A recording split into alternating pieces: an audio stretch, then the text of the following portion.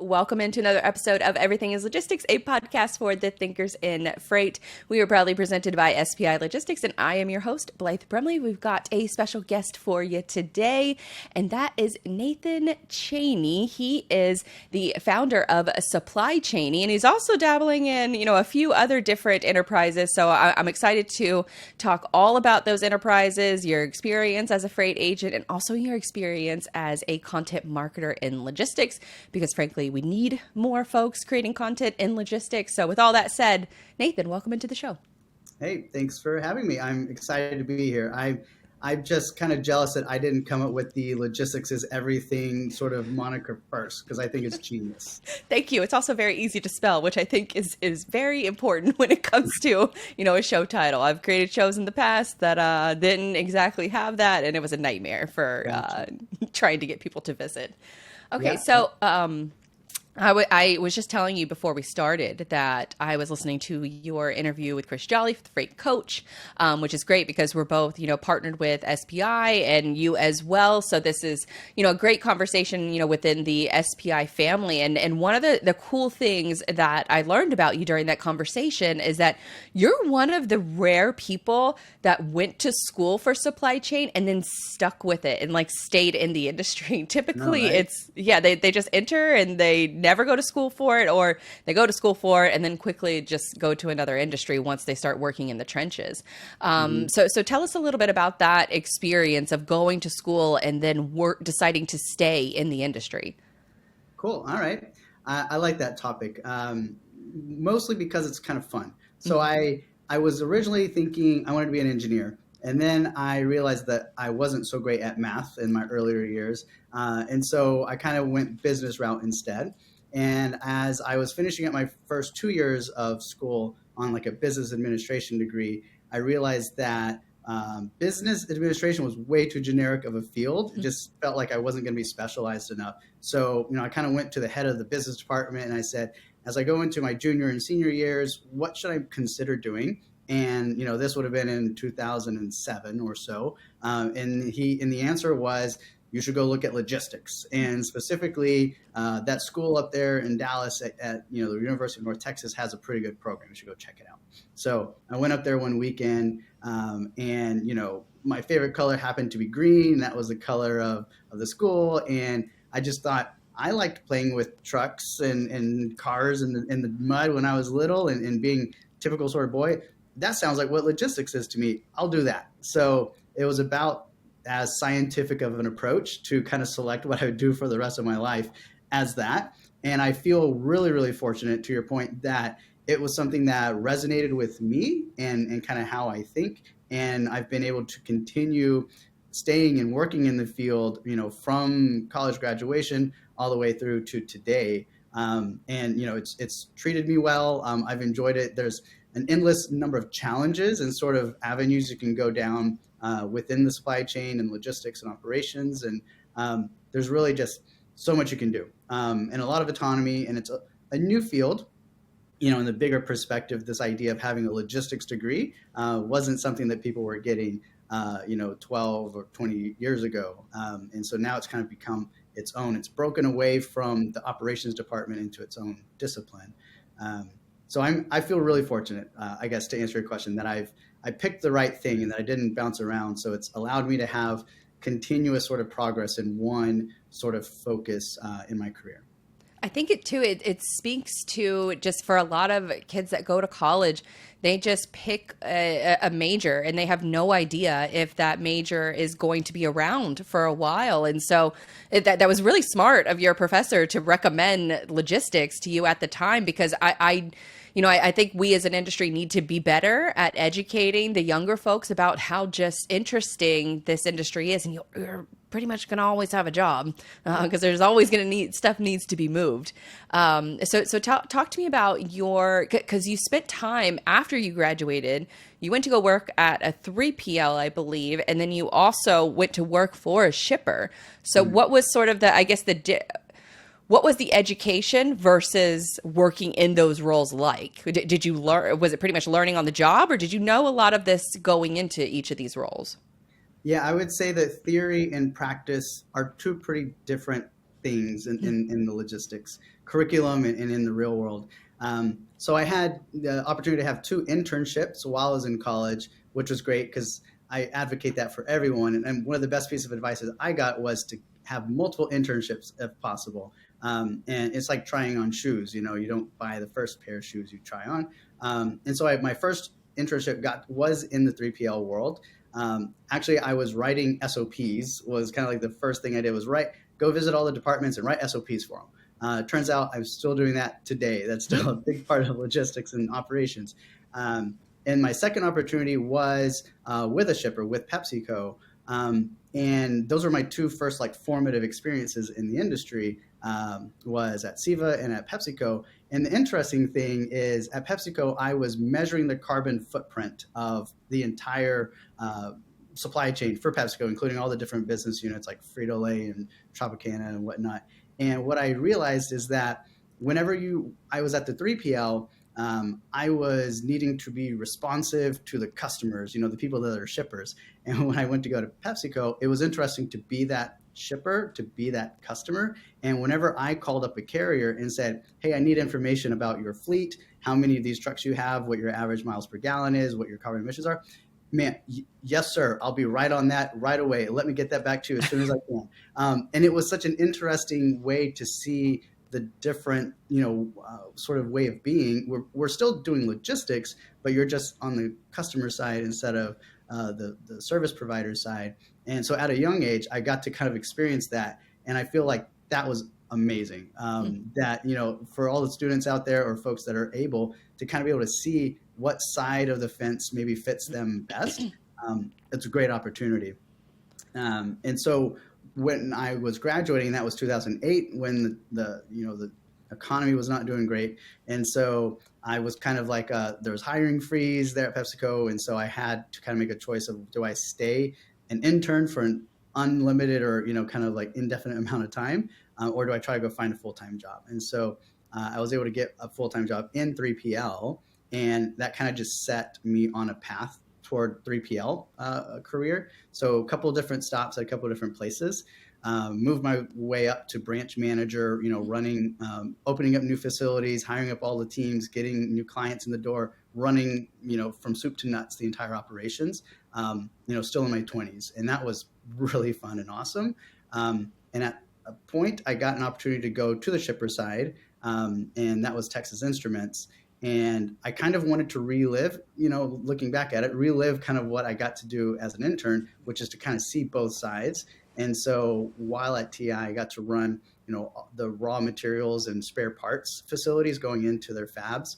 And a little bit after that, got to transition and manage their finished goods distribution center here in the US as well. So within that, I actually got to see the raw materials going into the plants and manage all of that. And then I got to manage the outgoing finished goods going out to customers. So I feel, even though it wasn't my plan, coming out of school, that I really got myself a lot of exposure to all aspects of the supply chain, from the service provider side, from the shipper side, from inputs into a factory to outputs out of a factory, kind of everything in between. So again, I don't think I could have accomplished this if I set out to do it on purpose, but I think accidentally I've just kind of been able to be exposed to a lot of the parts of the supply chain. How do you think your roles at Pepsi and Texas Instruments have helped you become a better broker? Well, having lived in those shoes and have, inventory or freight that needs to get, from a warehouse into a factory or from a factory to a customer, or any of those sort of bits, but to be able to speak the same language, and just be able to relate, right? Look, I know exactly how this feels, and I think I've got the best solution that's going to, maybe that you haven't even thought of the solution that can help solve this, but, because I've been in that seat as well and have had to solve for it before, here's maybe some of the things I might have done. And so I think it kind of just helps to give a broader perspective, and be able to have that client sort of perspective. So what was, I guess, how did you decide that you wanted to become a freight agent? Like what was the jump from, working at Texas Instruments to, and maybe you had, some roles in between there, but what was ultimately sort of the catalyst that you wanted to become a freight agent? It's a fun story. So at the last, I want to say, like kind of corporate job that I had, I, left that position kind of not 100% knowing what I wanted to do next, but I knew I kind of wanted to be an entrepreneur of sorts. I've always had the itch. I've always had ideas kind of cooking in the back of my head. And I felt like I was maybe at a right point in my career and life to be able to go do that. And so I started kind of just thinking through it. And I have a friend that actually has a freight agency and through Landstar, and he's had it for 10 years. And he's been really successful with it. And so I said, hey, can I just go do some business development kind of stuff for you? I'll go talk to people. I'm here in Dallas. He's like up in beautiful mountain country up in Colorado. And so, I can be that kind of boots on the ground where shippers are. I can see if I can come find you some business. So as I went through that process, I realized that there were obstacles to bringing on clients under that model, under that particular brand. And so when I came across also what we haven't mentioned is throughout all these years, I've been heavily engaged in all of the networking in the industry organizations. And so I've got a pretty good network. And so I was going to all these folks and I had the opportunity to get business, but just not under that model, under that brand. And so that actually is what prompted me to say, well, if that's kind of what's holding me back, then I guess I just need to go open up my own shop. And so I went and shopped around for different, logistics companies that I could operate an agency under. And that's really what drove me to it. And as I did that, I started to realize and started to be this freight broker. I started realizing that I actually want to kind of help with all aspects of the supply chain, not just transportation. And so I've kind of gotten to the point where I'm trying to morph into being kind of a full supply chain services provider, with transportation being one of those tools in the tool belt. And so it's been a great experience working with SPI, and that being my first. I'm glad I selected them, and they approved me. I guess it doesn't sound like everyone gets automatically just accepted, so that's great because it helps make sure that agency network is really strong. But it's been a great experience, and largely it was just the culture of the company, and they're just really friendly people to work with, and then the TMS, the back end, the office piece of it is up to date. It's new and it's efficient. And as an operator, I want that efficiency, right? So that was a big. Those are two of the big components that made me kind of feel compelled to select SPI. And I would imagine that those were maybe some of your questions of when you're shopping a freight agency. Is it really the back office and the tech that are the biggest concerns, or are there other concerns that you wanted to be sure of before you made the choice? Well, we all work for a living at the end of the day, so that sort of that commission split is also Very important. As much as we love what we do, at the end of the day, we've got to put food on the table. So that was. I felt like their policy and program around that was really fair, and was kind of one of the best in the industry from what I was seeing in the shopping I was doing. So it kind of touched on all points: the culture, the technology, and at the end of the day, kind of if you want to say the paycheck. All those were kind of the three main buckets that I was looking at, and SPI kind of checked all of them. And so it kind of sounds like, based on your experience, the networking capabilities and the network that you've built, and then also being a freight agent, it almost sounds like you're kind of morphing into not just a freight agent. And I don't mean that like derogatory, of course, but it's almost like a supply chain agent, maybe, is a fair assessment. That's 100% fair. And, it was 10 months ago, maybe, that I had one of those light bulb moments that I realized that my last name is Cheney, and that if I'm going to do this entrepreneur thing and it's going to be in the logistics space, then maybe Supply Chaney would be a fun sort of name for it, right? And so taking that sort of as my sort of the mission and kind of the end goal of being supply chain oriented, it kind of just forces me to actually be pretty broad, and try to kind of provide a lot of services that all kind of obviously fall within the supply chain space. Of course, I have mentors that are saying, Nathan, you need to specialize. You really need to focus. You can't be everything to everyone. But I'm like, I really appreciate the mentorship, but but it's in the name. It's supply chain. So of course I got to go try to boil the ocean a little bit, but that sounds like a fun challenge, and I'm up for that. So I have been, building relationships with a number of different providers throughout the supply chain that you need to run not only like a supply chain business like a 3PL, but a supply chain logistics department, within a shipper or manufacturer or whatever it might be. And so I don't have all those expertises, but with my, if you want to say education and experience, I kind of understand how they all need to work together and kind of at the end of the day have a successful business, that's profitable, that people want to work for. And so what I've found is that even though I have a degree in logistics and that's what I've studied and that's what I've done, I've started to morph toward a full, kind of a wholehearted, all-encompassing business type of perspective. And I firmly believe that everything is logistics at the end of the day. And so I kind of see a lot of companies, unless you're in insurance or finance advising or something like that, everything kind of to me focuses on just the logistics of the business. You've got inputs coming in, you're doing something to transform some materials or people, and then you've got an outbound product. And so I see everything through that lens, for good or for bad. But there's people, there's systems, there's technology, there's money that needs to exchange hands through all that. That's all the supply chain. And so I've feel really fortunate that not only that I find that right sort of passion and career, but my last name turned out to be Cheney, I guess, and that I've at some point had that light bulb moment. And so it's a bit of work for sure, as you know, to kind of get out and try to build something new that didn't exist before. But darn, at the end of the day, it's pretty darn fulfilling. Yeah, it definitely is. And I hope you don't mind that I'm going to clip that little audio piece and definitely use it as promo for saying everything is logistics. So I appreciate that. That was not planned, but I'm going to take advantage of it anyways. Okay, so I did want to, I thought what you said was really interesting about building sort of that SOP process within shippers, especially managing their supply chain department, building their own internal logistics team, which I think is really interesting. What are some of the challenges that these shippers are facing that you're helping to craft for them that they may not have known about the logistics process? Mm-hmm.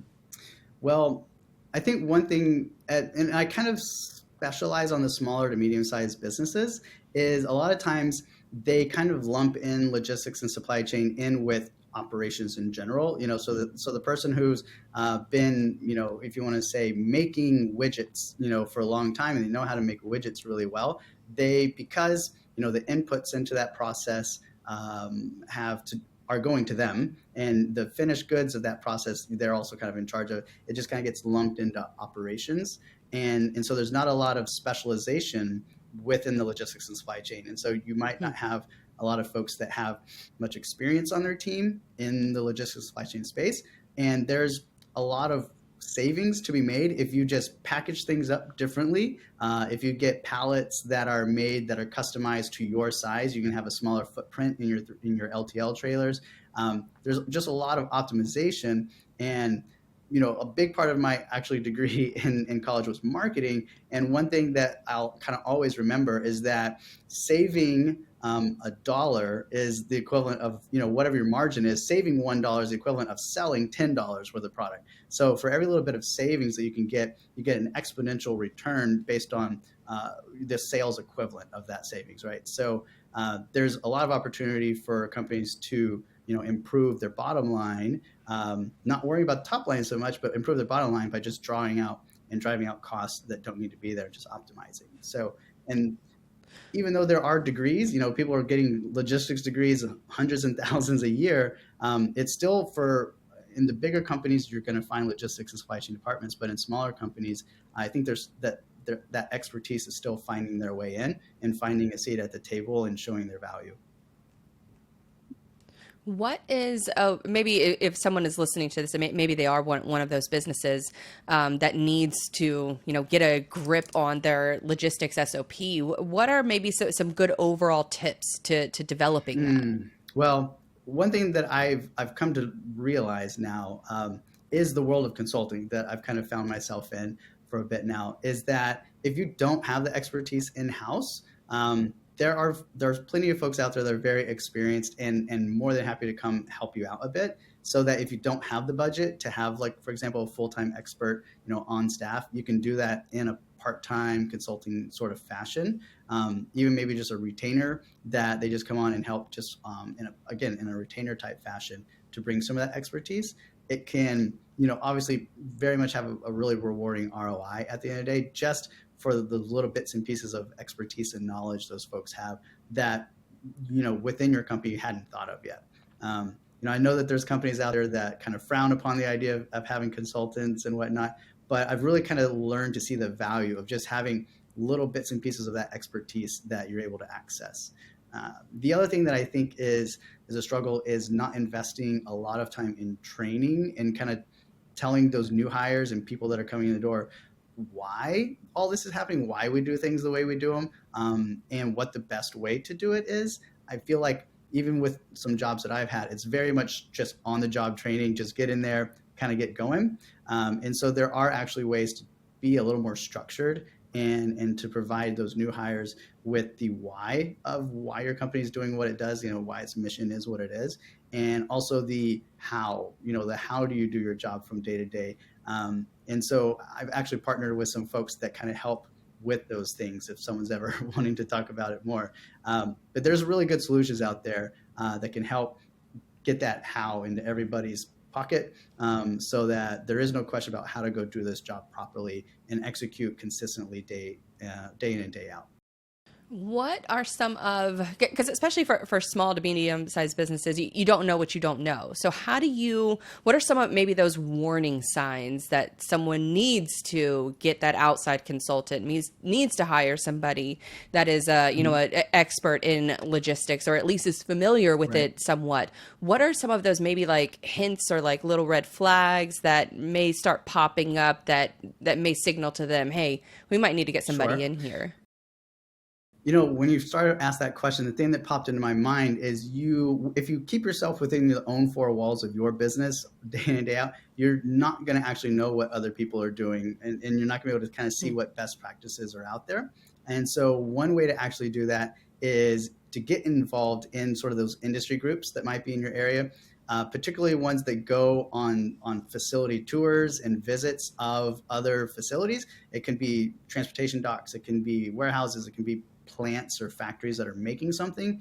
But I've found that one of the great ways to kind of identify where there might be gaps in your operation is to go look at and see what other people are doing.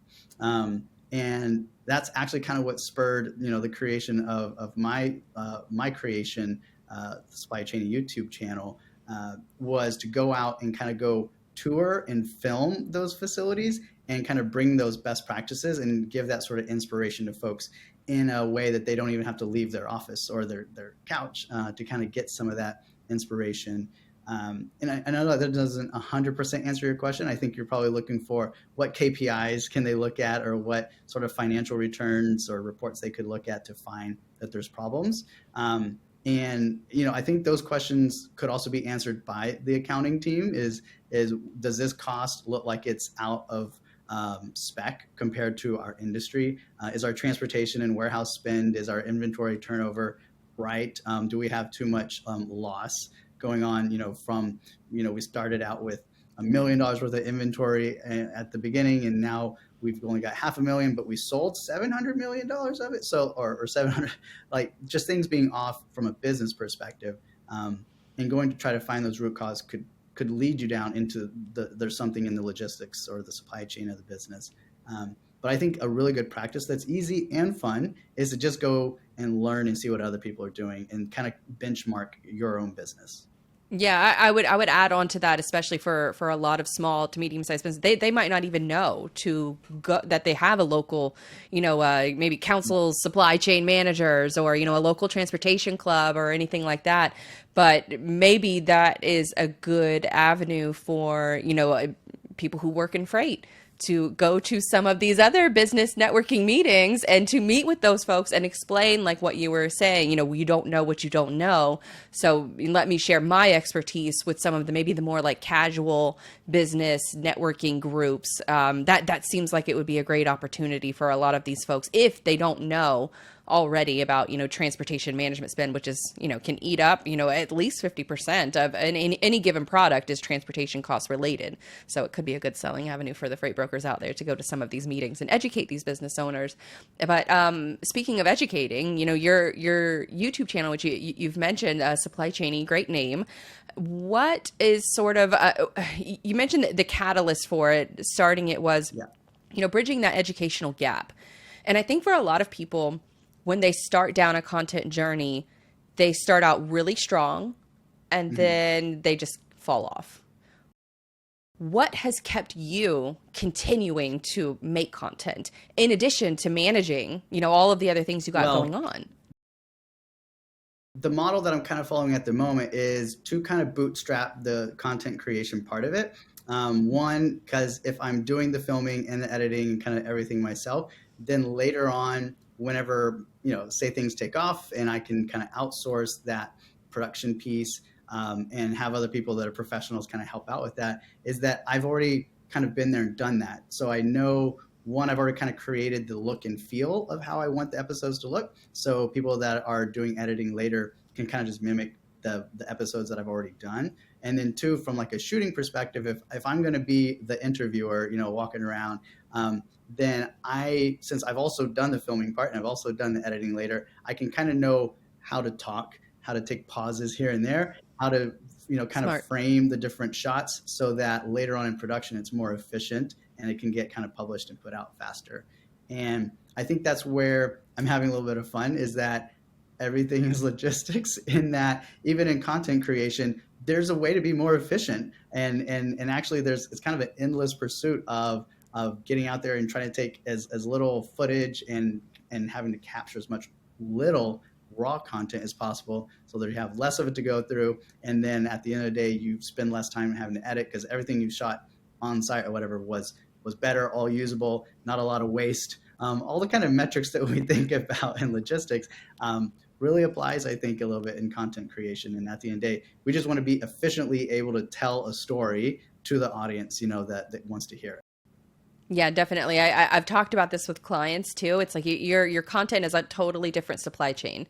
You have to find out where your original materials are going to be coming from, what your distribution plan looks like, what does that last mile of your distribution plan look like. So it really is like that supply chain can really be applied to content as well. How are you? What with creating content and the ventures that you have going on? What does sort of a typical like day to day look like for you? Are you, or maybe a Mm-hmm. week is, or a month is a better way to phrase So it. content wise, I'm kind of shooting for a couple, 2 or 3 episodes of being filmed and kind of published each month. Um, I think that's kind of it. The publishing or going out to shoot mostly just kind of looks like, if you want to say, cold calling a few interesting looking businesses that might be around, or talking with friends that are in my network, and just going and setting it up, telling them why I'm here and what I'm going to do, and kind of getting it on the calendar, going out and shooting. And if you want to say the B-roll, spend about an hour doing that and about an hour doing the actual interview and walk and talk. So that's kind of happening. Those are points on the calendar. And then in addition to that, I do some fractional sort of operations work for some folks. And so that is also a kind of a big part of the schedule. I'd say half my time is spent, talking about how to make, a logistics company more profitable, how to keep their folks more happy, retain and recruit talent, and just run the business and run the operations. That's 50% of my time, give or take. I've also kind of got, if you want to splash in a little bit of an MBA that I'm working on as well in there, and then the freight brokerage and other sort of bits and pieces of the business where I'm just helping people execute their business and get things done. And again, in all of those things, it's always a constant, striving for efficiency and how much can I accomplish all these things with as little sort of waste and time kind of involved. So I keep myself busy. I haven't learned yet how to relax. Being busy and having my hands kind of in a bunch of different buckets is actually just kind of how I get fulfillment in life. So I enjoy it a lot. No, I think you're approaching content the right way. You even to this day, I'm lucky enough that I do have people that help me with my content now, but that is only a recent revelation or a recent addition. But I still think it's really important to know how to edit it, know Mhm. what you're looking for, know what the kind of overall story of what you're trying to tell before you ever Yeah. even get out to on site, because then once you're on site, it's very much like the sales process. I call Mhm. content like the new golf course, where you can go and you can meet people and you can have a conversation with them, and then you develop that relationship with them that is so much stronger than trying to send a cold email and just hoping that they would notice you. I'm curious as to with everything that you've learned from content this year, how do you sort of think about adjustments or changes to the process, the efficiency of it as you're going into 2024? Well, a little bit of new gear. I think that when you're just starting out, you kind of start out with some starter stuff, and then you kind of figure out what is important to you and what not. So one of my strategies actually is to intentionally not need more than what will fit in like a backpack to show up to a site and have everything shot. So, Yes. I got the drone here. I just got the Pocket 3. All my stuff is all DJI, so it all kind of works and plays well together. But literally everything that I need will fit in a backpack. And if I come to, That's if I awesome. should somehow get an inquiry to do some work where they're like wanting some really good lighting and some cinema quality stuff, then I outsource that, because that's not where my place is. And then I think the other part of it is getting better with editing. So I've spent a good amount of time just watching YouTube videos on how to edit video, and what kind of shots. I'm actually working on a shot list now of what all those different shots are, and knowing what those are going to be, before you walk out there. And I think that from an efficiency perspective, the fact that it takes hours to make a 1 or 2 minute short clip is mind blowing. I don't think people that don't do this realize that yet, but it's They almost the don't shorter know. the clip is, the longer it's going to take to get it polished and looking good, and run through all the different sort of sequences, get all the words and all the audio in it right. So my recipe at the moment is I go and shoot, and then I make like a 2 or 3 minute sort of episode preview, and then I take that and I basically just stretch out all those clips and make that into a 10 to 15 minute episode. And so again, from like a logistics efficiency perspective, just figuring out how can I spend as little time on site, get the content that's needed, and then spend as little time editing later on as later on. So in 2024, I'm actually looking to expand on the content that I'm creating and packaging it up into what I'm going to call Supply Chain Academy is the working Supply Chaney Academy is the working title. But I do a lot with students. I do a lot of mentoring with a lot of the college students here in DFW, and I also do a lot of interacting with people that are hiring students, and specifically supply chain. And I think I've kind of thinking of figuring out a way that I can help match those two together, and use content that I'm creating through the channel.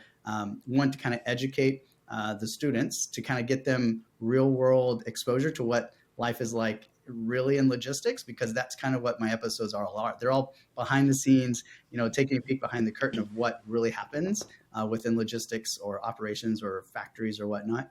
So using that experience and the content to be able to kind of educate and prep students and get them connected up to employers for internships and full-time jobs. So that's actually the big thing I think I'm going to be launching and trying to make happen in 2020. How do you, I guess, from like a marketing standpoint, how do you think of marketing your company versus you? Or is it kind of all the same? That That, one bucket yeah, or one umbrella? yeah. At this point, I think I am intimately tied to the company. Like I am the company, right? But I realize that in the longer term, it needs to get to a point where it can stand on its own and operate on its own, and does not rely on me to be part of it. And so I'm obviously very still early days in the whole thing, but I've got I've got some ideas and dreams, I guess you could say, right, of having a company that stands on its own, that one provides the services, that executes logistics for folks, right? However that might look in transportation, warehousing, and whatnot, but also has a kind of a media and component to it. The idea that I've kind of been thinking about is, if I've got all these episodes where I am out and about and I'm talking to people that make this and that sell that and distribute that, and I've seen all of these things, then that, as a salesperson or selling the services I'm providing, I feel like that is a pretty compelling reason to hire me, because I've seen all of these things and I have all these connections with all these folks. So you can go watch the episode yourself, and you can learn how pallets are made, or you can learn how concrete is made and distributed. But at the same time, if you want you can have direct access to that person who's actually gone and seen and touched and felt all those different operations. And I want to be able to try to move a lot of that knowledge that I'm getting that's in my head and share it with other people, through the content, through channels, so that it's not all just trapped here, but I want to kind of pass it along. And so I want the company to kind of represent that best practices in logistics, and kind of fostering the industry and the expertise, not the expertise, the logistics sort of know-how into like the next generation. Like your experience, especially with having that experience across so many different, silos of logistics, where, that's where content really shines a light and can really help this industry move forward as a whole, because everybody just between maritime, intermodal, warehousing, everybody operates in their own silos. And when you operate in your own silos, going back to what you said earlier, and you don't know what you don't know. I'm curious as to, do you have a favorite story that you've told so far? And then is there like a dream story that you would love to tell in the future? Yeah. Oh, that's a good question. That's a really good question.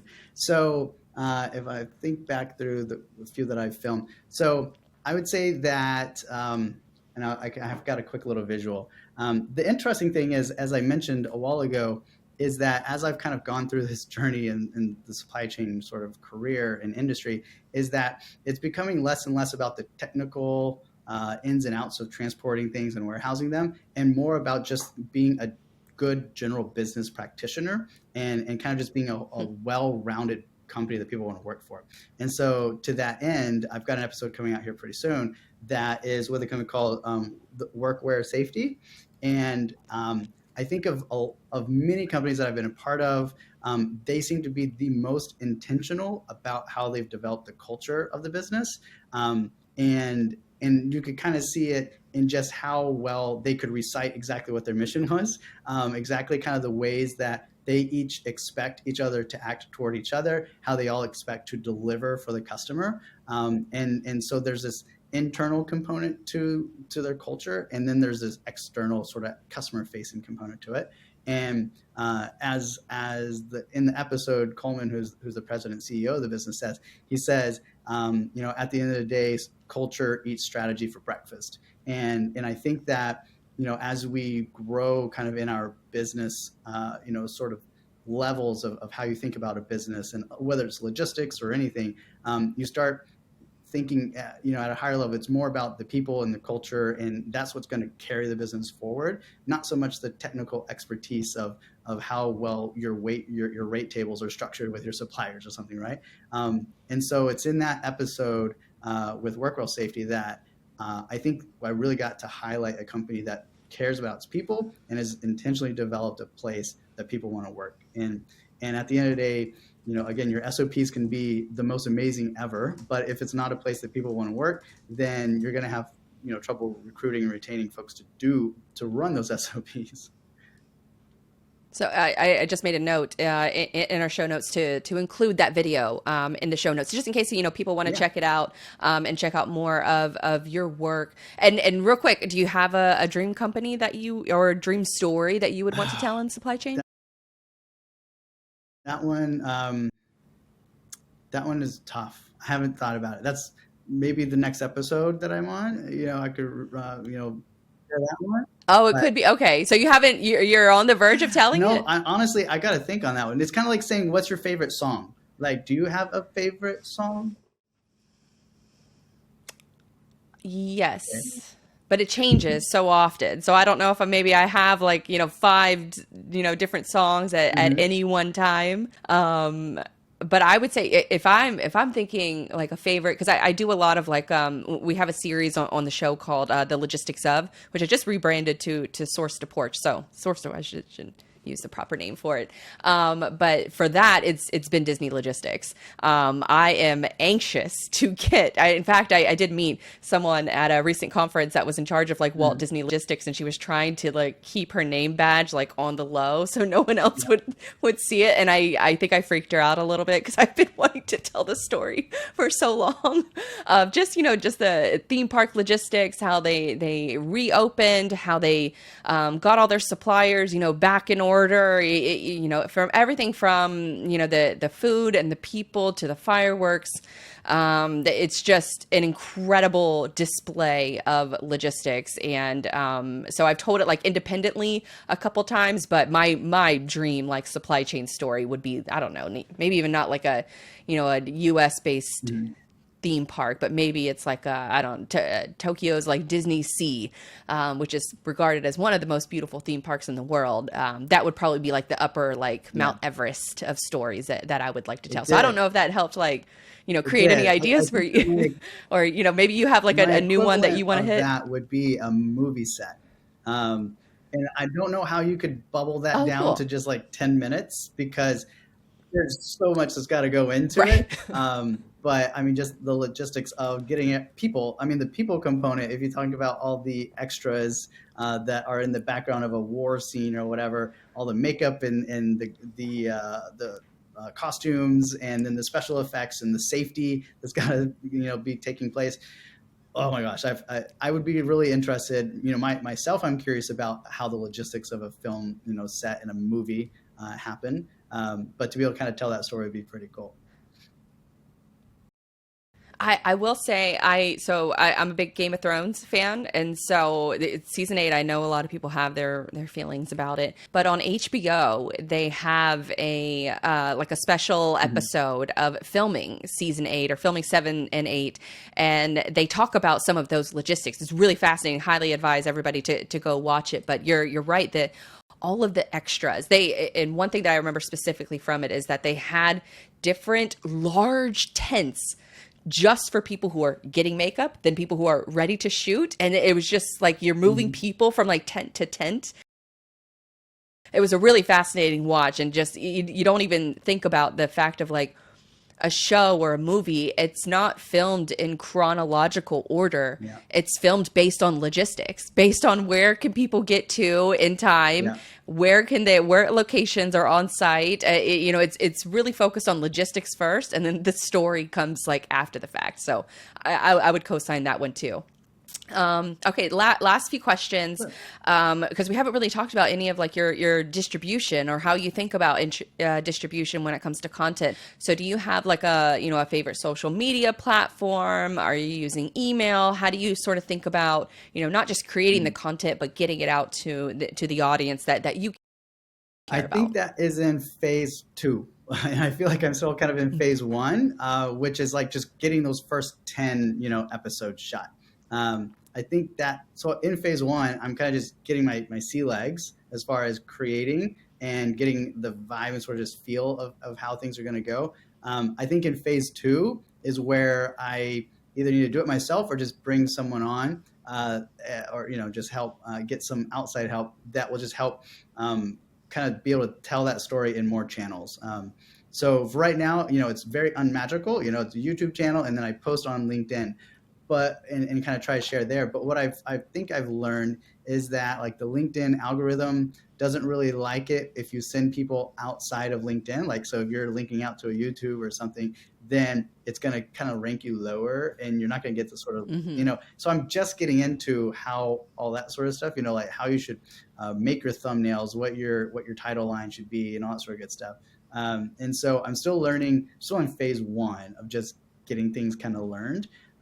But I feel like here pretty soon I should be able to get to a point where I am going to be able to take the content, write a blog summary of the episode of what I learned from that tour. Because whenever you try to take an hour discussion and turn it into 10 minutes worth of finished content, you don't actually get to tell the whole story. And maybe even some of the main points are not going to actually come through because they weren't caught in a conversation or they weren't caught on video. It was just what you feel and what you experienced that you can't exactly tell through the video. So, I've gotten more plans of how to be able to share kind of the experiences and get that content out. But for right now, I'm kind of keeping it pretty simple. But I hope to be able to expand on it in the future. Yeah, I think that's the way to go. Like, I think too many people, when they start creating content, they want to be everywhere and they want to be on all the things, and they get quickly overwhelmed and then they quickly burn out. The key to longevity is, it's very similar to what you've been talking about, throughout your entire career, of being almost obsessed with the process. And if you're process obsessed, and then that leaves room to optimize, that leaves room to get better. And if you're not obsessed with the process and getting that part better, then the end result is always going to be subpar. So whether that's, running a supply chain consultancy, running a freight agent business, creating content, be obsessed with the process, and then you'll ultimately, get to that carrot at the end of the road. Okay. So anything else for 2024 you got going on? Is there anything that I should have asked but didn't that you think is important to mention? I love that question, because it's a question I try to use whenever I'm talking to folks, is what did I not ask you that you think is important? I love that question. I'm kind of taking it, if you want to call it, an episode at a time or a week or two at a time. And exactly where it goes, I'm kind of letting things organically grow. I don't know where things could be a year from now. I'm kind of excited because if things work out really well and it's just a whole lot of fun and success, I don't know what that could even be, but I just imagine it could be really cool. On the other hand, if it all just kind of leads into something else that just all this is just preparation for, then I think that's also good too. You kind of win at life through your successes and your struggles, and so I guess it's kind of, you got to have a little maturity, in order to look at a failure and say, I learned from that, and I'm going to be able to go do something better now. But so just kind of continuing this kind of experiment that I've been on for a little while, which is, trying to operate and run, independent and get something going. It takes a lot of work, to not have someone that you rely on, to kind of to pay you a paycheck at the end of the day, that you've got to go out and fish for yourself. And it's not for the faint of heart. And to anyone out there doing it, if it's a freight agent or if it's any sort of means of just driving income yourself, my hat's off to you all, because it's a ton of work, but it's also extremely rewarding and really fulfilling, right? So that's really it. Actually, if I could ask you a question, the one question I'm going to use my question back to you, which is, in this B2B content creation space, because we aren't making fun, cute, like here's a cat, doing something funny videos, it does seem tough to get viral. And it also kind of just getting followers and viewers seems like a little bit of a slower process than what I knew it'd be slow, but I think it's pretty slow. But I just kind of want to get your sort of take on what it's been like for you, kind of, feeding content into the supply chain market. And earlier you mentioned that there needs to be more content creators. So that's a positive sign, but can you kind of tell them about your experience and what you're seeing?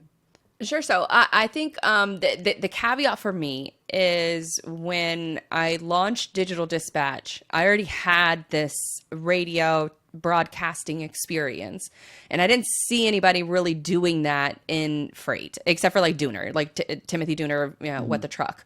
And I knew I wasn't coming from a sports background. I knew I wasn't going to be in the news game.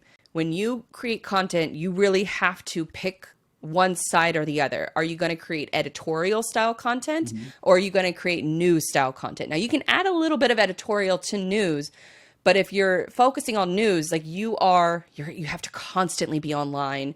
You have to constantly read and listen and watch everything, because what you may need for that day's show or that day's news program might not be applicable for that day, but you might need it 6 months from now. So it's really almost emotionally draining to run a business and try to play in the news game. So I made a very conscious decision that I need to be editorial. I need to have certain content buckets that I focus on and not steer away from unless there's revenue to justify it. So all that to say is, when I first started the show, it was called the Digital Dispatch Podcast. And it was really just about trying to get clients, trying to figure out where their pain points are. Because I knew if I knew those pain points ahead of time, then other people are probably experiencing that at the same time. Then the show did okay. And then I got picked up by FreightWaves. And so when you're on FreightWaves, it's a different beast that you're creating. You're creating a show. You're not just creating a topic that we're going to explore, or a customer interview that has specific marketing questions, things like that.